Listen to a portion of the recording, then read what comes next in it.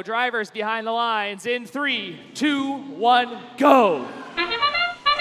Match 6. Some of the robots in this alliance is moving pretty slowly, but Red has business to take care of, already removing a piece of algae, having 2 pieces of coral already up on that level 4 structure.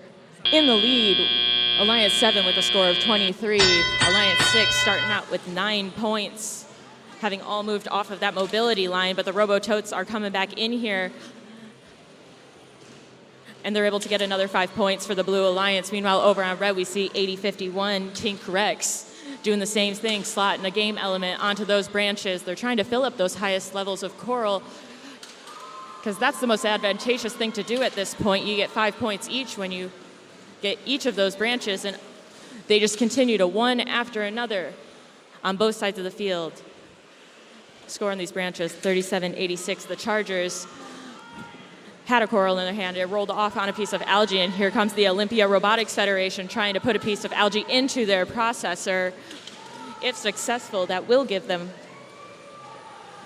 6 points, but they're not quite able to do so as their partners, the Robototes, knock them out of alignment, and they back off and decide instead to go bother the other alliance, the Red team, Alliance 6, over on the Red side.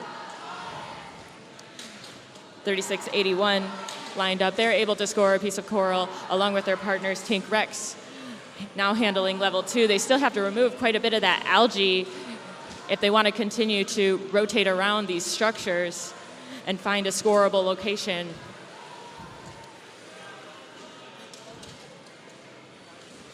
Robototes scoring another piece of coral, another 4 points for the Blue Alliance, and they're just going back and forth, playing some factory robots over here. But if that's what it takes to win this game, those are the actions they're going to decide. 37-86 Chargers. Collecting a piece of coral from the human player station. They're lining up, trying to now fill up that level 3 reef. We see 4450, the Olympia Robotics Federation, is over in the barge zone. They're able to elevate with quite a bit of time left. Hopefully they'll be able to stay in that scored position. That'll give the Blue Alliance 12 additional points. Currently Red in the lead, only a 14-point difference. All 3 Red robots in the center of the field. We see all 3 of them off of the ground.